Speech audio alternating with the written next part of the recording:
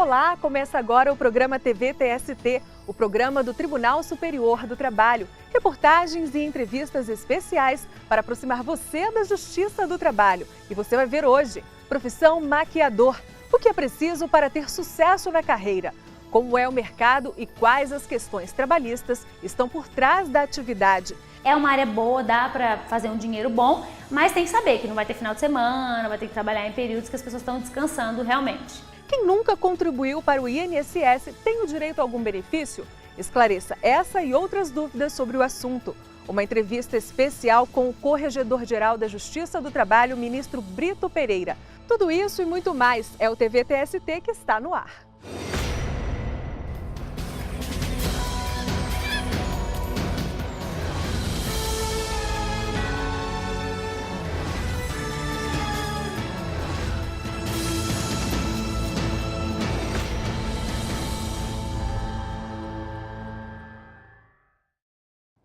Criatividade e talento que encantam, que transformam. Em meio a cores e pincéis está um maquiador, profissional que lida diretamente com a beleza e a autoestima das pessoas. Apesar de antiga, a atividade só foi reconhecida nacionalmente em 2012. Veja na reportagem de Carolina Andrade quais as normas que regulamentam a profissão.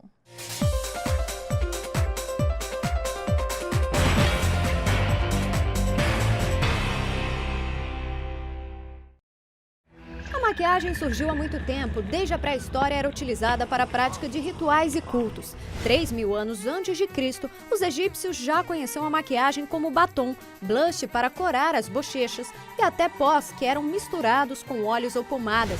Na Grécia, as maquiagens foram introduzidas pelas caravanas que levavam especiarias e seda para a Europa.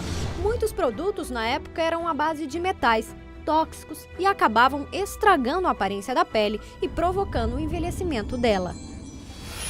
Mas tudo isso ficou no passado. A maquiagem moderna se popularizou nos anos de 1920 no cinema. Desde então, os cosméticos passaram por uma série de mudanças e foram aperfeiçoados. Os produtos hoje são testados em laboratórios e fabricados com recursos neutros, como o talco e o amido de arroz. Mas foi em 1970 que a profissão de maquiador se tornou visível aos olhos do público.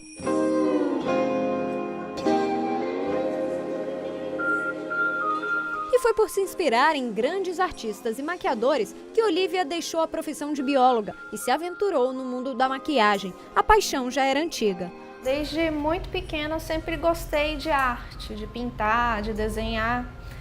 E com isso eu acabei trazendo um pouco dessa arte para a maquiagem na adolescência mesmo. De uns anos para cá, como eu vi que eu tinha talento e levava jeito para isso, eu resolvi tornar um hobby em uma profissão e me especializar nessa área. Então eu procurei fazer cursos, estudei bastante sobre maquiagem, sobre visagismo, sobre colorimetria, para conseguir levar para as minhas clientes um serviço de alta qualidade e que agradasse. O jeito legal de você se acostumar com a cor antes de você começar a usar é o seguinte: em vez de você aplicar o batom direto, você começa usando o dedo. Com Carol não foi diferente. Ela se formou em publicidade e direito, mas como ela mesma diz, a paixão pelos pincéis e pela maquiagem falou mais alto. Ela já está há 11 anos no mercado de trabalho. A maquiagem tem o poder de transformar. E nada como um maquiador profissional para corrigir de pequenas a grandes imperfeições no rosto de uma pessoa. Além de entender as técnicas necessárias, ele precisa ter um dom, o de perceber a necessidade de cada cliente. Só assim é possível dar múltiplas personalidades a uma mesma pessoa. A gente tem esse poder tanto para o bem como para o mal, que eu brinco, né? Porque se o maquiador não for bom, você pode realmente atrapalhar a pessoa e estragar um dia muito especial da vida dela.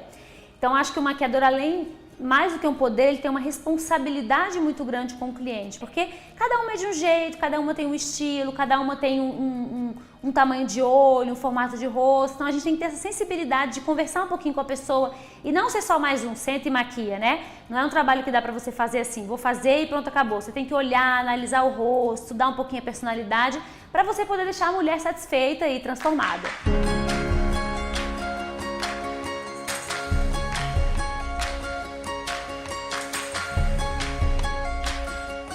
Mas embora a profissão tenha se tornado visível há quase 45 anos, ela só foi reconhecida nacionalmente em 2012 pela Lei Federal número 12.592.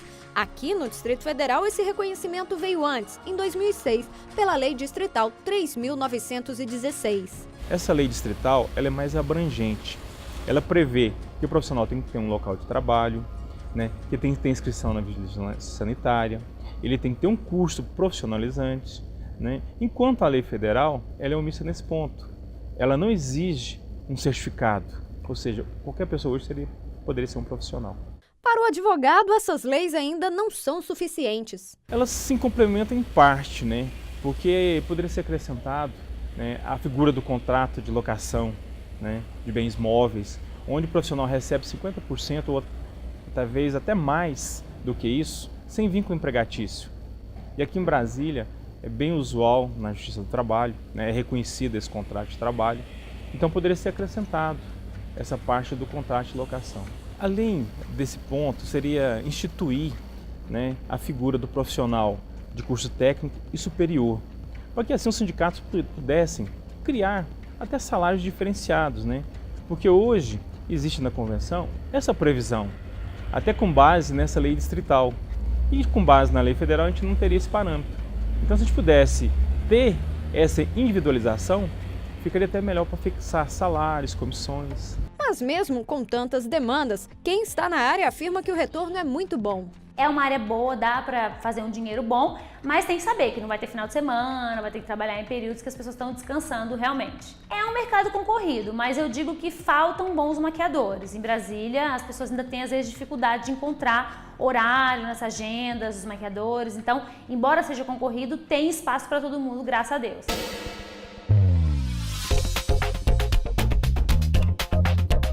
O mercado de maquiagens e a profissão de maquiador tem crescido dia a dia, tanto que são muitos os lugares que oferecem cursos. Isso porque cada vez mais as pessoas querem se capacitar. A área de beleza é uma área em crescente expansão. É realmente uma área que hoje em dia a gente pode dizer assim, o dinheiro está vindo daí. As pessoas estão investindo muito, a gente tem muito mais opção hoje em dia, tanto de cursos quanto de materiais, de produtos, a tecnologia melhorou. Para mim, é a melhor área que tem para trabalhar hoje. As alunas que o digam. Nayara, por exemplo, já pensa até em abrir o próprio negócio. A gente está com um projeto de, até no final do ano, a gente abrir um empreendimento onde vamos trabalhar com decoração de unha, maquiagem, design de sobrancelhas. E para isso a gente está se profissionalizando antes. Porque a gente quer atender o maior público possível. Porque hoje a mulher tem que ser mais vaidosa do que já estamos. E como temos um público muito grande de mulheres, creio que vamos alcançar um patamar agradável a todas. Mas quem já tem experiência na área, adianta que o mercado é exigente. O mercado da beleza e eu acho que sempre será exigente, porque você mexe com o ego da pessoa, com a autoestima da pessoa, aquele ponto, você é meio psicólogo.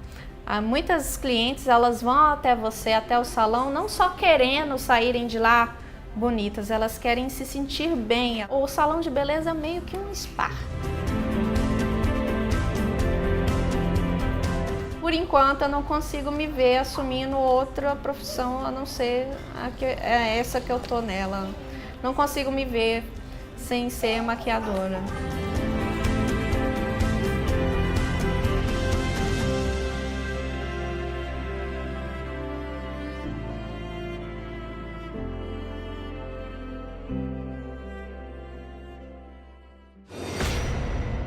Convidamos o ministro do TST, Cláudio Mascarenhas Brandão, para tirar dúvidas da população sobre questões trabalhistas. Confira. Meu nome é Edson Miranda, eu sou missionário. Eu queria saber qual o prazo que a Caixa Econômica tem para cobrar o débito do FGTS. A lei estabelece, para esse caso, da Caixa Econômica cobrar do empregador depósito não recolhido, o prazo de 30 anos. É uma prescrição especial, chamada de trintenária, e por isso o prazo é de 30 anos. No próximo bloco, o TST condena o Joinville Esporte Clube a indenizar o jogador Thiago Dutra. Ele perdeu parcialmente a capacidade para o trabalho depois de sofrer lesões durante uma partida. Não saia daí, a gente volta já.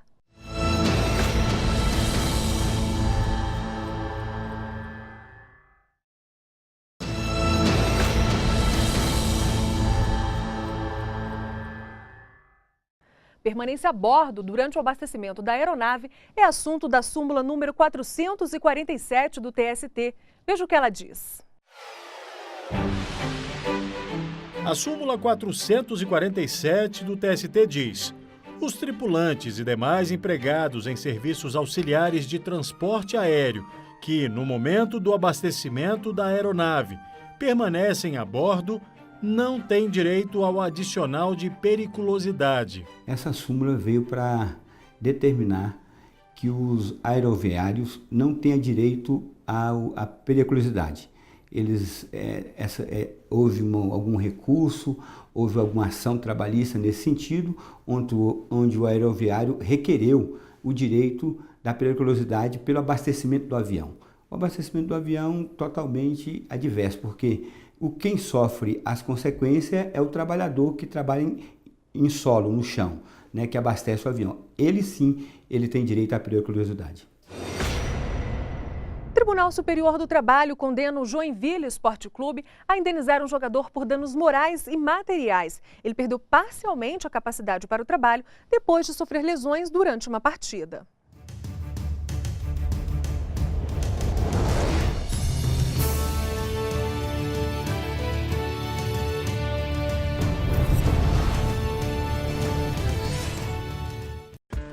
O atleta Thiago Dutra conta que durante uma partida sofreu uma grave lesão em um dos calcanhares. E apesar de ter passado por várias cirurgias, ele perdeu parcialmente a capacidade para o trabalho e teve que encerrar a carreira aos 26 anos. A primeira turma do TST analisou o caso. Por unanimidade, os ministros entenderam que, independentemente de culpa, o clube responde pelo acidente de trabalho sofrido pelo atleta.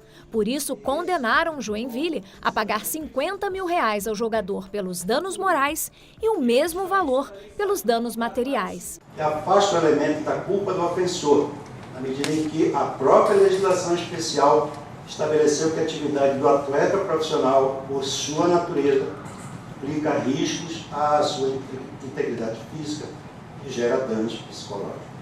A propósito, é fato público e notório que a competitividade e o desgaste físico inerentes à prática desportiva constituem fatores que podem desvalorizar o atleta que sofreu lesões nos treinos ou nas partidas de futebol, decorrendo daí o correspondente dever de incluir o empregador indenizar os danos morais e materiais sofridos pelo atleta. No processo, o atleta pedia também o ressarcimento do clube por ter deixado de receber um seguro-acidente. Os ministros entenderam que, neste caso, o Joinville cumpriu o dever de contratar a seguradora. Mas depois do acidente de trabalho, cabe ao atleta procurar a empresa e tentar receber o dinheiro. Apenas o inadimplemento da obrigação em que se resolve em perdas e danos.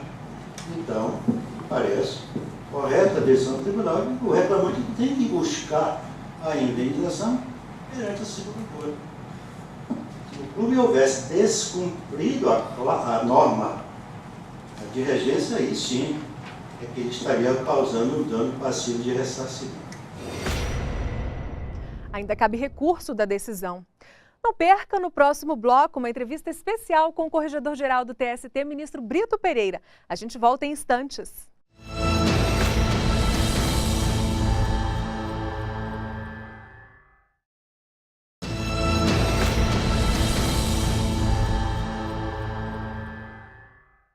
De qualquer parte do país, você pode entrar em contato e tirar dúvidas sobre a Justiça do Trabalho. O Silvio Andrade, de Brasília, quer saber mais sobre INSS.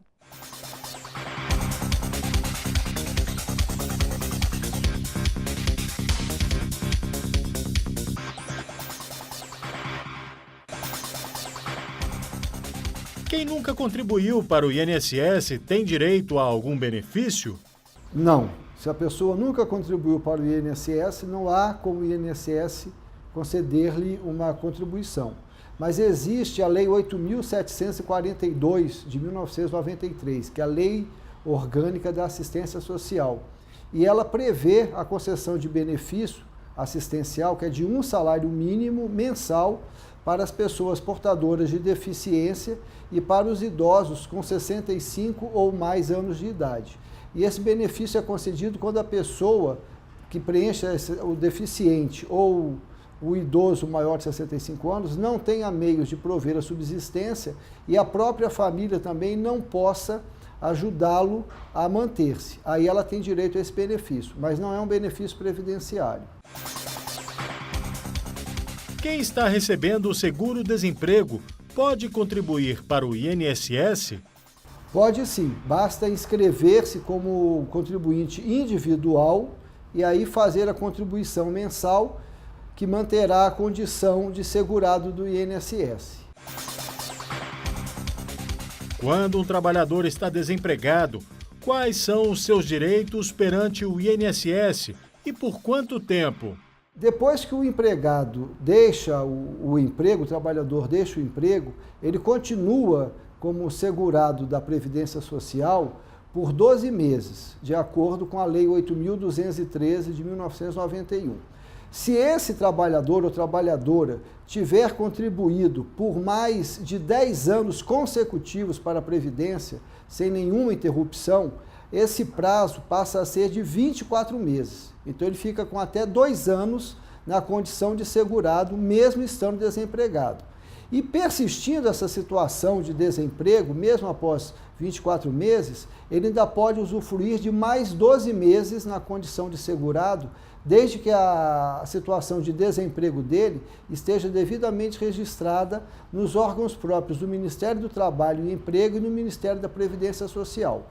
E o artigo 20 da Lei 8.213 de 91 estabelece que durante esse período, até 36 meses, o segurado tem garantido todos os direitos perante a Previdência Social.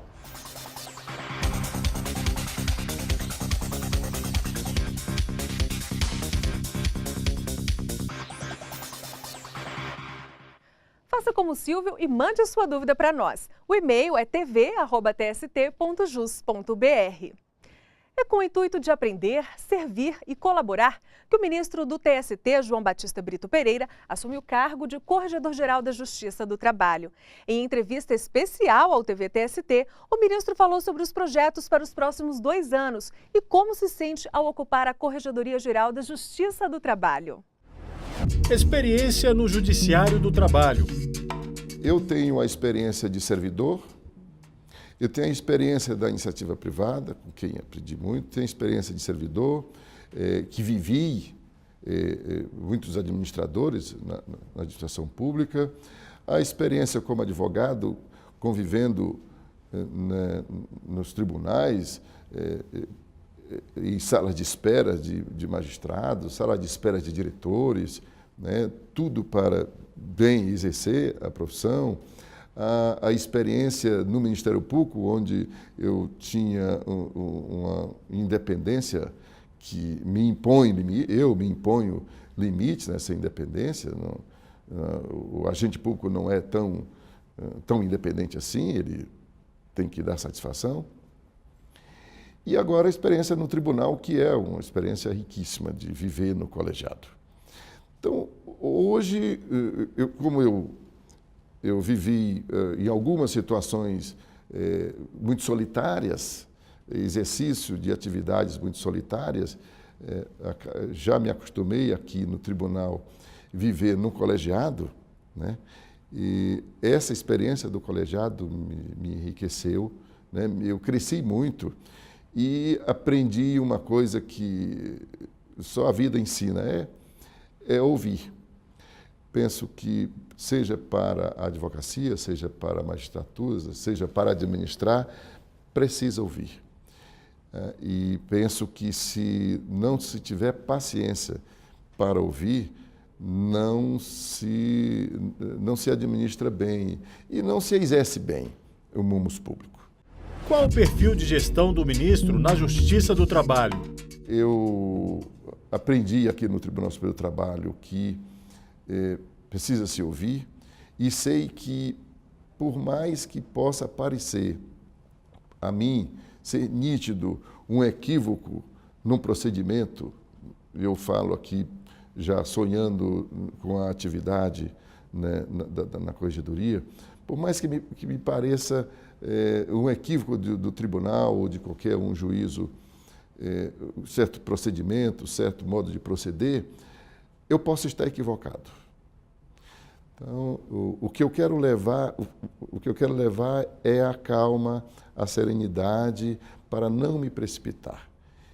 Não me precipitar nas minhas ações, nas minhas conclusões, e ser um elo entre o Tribunal Regional, o Tribunal Superior do Trabalho.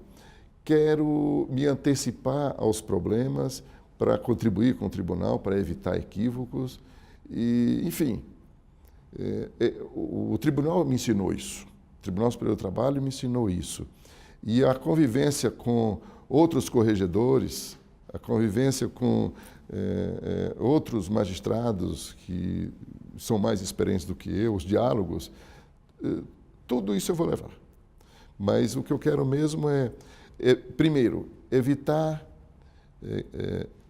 errar, evitar cometer indelicadeza, evitar impropriedades e fazer com que as pessoas que estarão submetidas às minhas correções, eu quero também contribuir para os equívocos. Eu quero chegar primeiro, antes do problema, né? E trabalharmos juntos. Quero fazer quero exercer um mandato de corregedor geral, contribuindo, em vez de corrigindo. Quero contribuir. Quais os projetos para a Corregedoria Geral da Justiça do Trabalho? A Justiça do Trabalho tem um projeto gigantesco que é o futuro do Poder Judiciário, que é o processo eletrônico. O Tribunal Superior do Trabalho já instalou em inúmeras varas do trabalho o processo eletrônico e provavelmente em breve se chegue a 1000 varas do trabalho funcionando com o processo eletrônico. E me causa uma certa angústia o Tribunal Superior do Trabalho ter também processos de natureza originária, mandado de segurança, ação rescisória, ações cautelares, e aqui no TST ainda não se tem implantado o processo eletrônico que atende pela sigla de PJE. Eu gostaria muito de, ainda nesse primeiro semestre, concluir um estudo para implantar o PJE na Corregedoria Geral da Justiça do Trabalho. E umas outras questões. Tem uns programas na Corregedoria Geral que eu recebo e tenho dito que é um luxo suceder o ministro Ives, porque o ministro Ives é extremamente organizado e criativo. Ele está deixando a Corregedoria Geral muito organizada, muito atualizada e com uma organização absolutamente impecável. E eu desejo me habituar a essa organização que o ministro Ives, com sua equipe, está deixando lá. E, para mim, certamente vai ficar fácil dar prosseguimento a essa criatividade que o ministro Ives realmente desenvolveu lá. E talvez tenham outras novidades aí que se tenha que implantar. Mas o que farei na Corregedoria Geral é também compartilhar essas minhas ideias com os tribunais regionais. Porque se eu compartilhar essas ideias com os tribunais regionais, certamente eles enriquecerão esses projetos antes deles começarem a se desenvolver. E eu sei que vou contar com eles. Como é ocupar a Corregedoria Geral da Justiça do Trabalho? O meu projeto de vida, desde que morava no interior do Maranhão, era ser magistrado. Então, posso lhe dizer que eu, quando me tornei magistrado, eu entendi, eu tive a plena consciência de que eu havia chegado onde eu desejava chegar. Acho que tenho muito mais do que mereço. Mas eu sempre estou fazendo algo para crescer, sempre procuro crescer. E aqui no tribunal cresci. chegar chegar a Corregedor-Geral da Justiça do Trabalho, para mim é a glória, porque eu não tinha tanta pretensão. Mas depois que eu criei gosto e que passei a me dedicar aqui no Tribunal Superior do Trabalho, eu que tinha projeto de me aposentar e voltar para a advocacia, ainda não tive coragem de me aposentar. Não tive coragem de tamanho é o gosto que eu tenho pelo exercício da magistratura, pelo trabalho que faço aqui. E agora estou diante do novo, que vai ser uma atividade muito mais, eu diria, até exigente do que faço hoje, por conta do tempo que eu já me dedico. Agora vou cuidar de uma atividade que não é jurisdicional. E esse novo é que me atrai. Então, para mim é muito gratificante chegar, afinal de contas, é um prestígio que o tribunal me defere. Eu fui eleito, de verdade que a lei orgânica da magistratura tem esse critério da antiguidade, onde eu já estava no momento de ser eleito, mas poderia não sê-lo, né? E tive essa alegria dos meus colegas me atribuírem essa responsabilidade, que é enorme, tenho consciência que é enorme, e eu preciso lhes dar satisfação. Então, para mim também é agradável saber que dentro de um ano eu vou dar satisfação do meu trabalho, que ao final do mandato eu terei que dar satisfação ao tribunal, mas eu tenho a obrigação, e hei de cumprir essa obrigação, de dar satisfação ao tribunal a cada ato que eu praticar, em especial a correção que realizar. O TV TST termina aqui, mas você pode continuar ligado nas notícias do Tribunal Superior do Trabalho pelo Twitter, Facebook, YouTube e em tempo real pelo site tst.jus.br. Na semana que vem tem mais TV TST. Eu espero você. Até lá!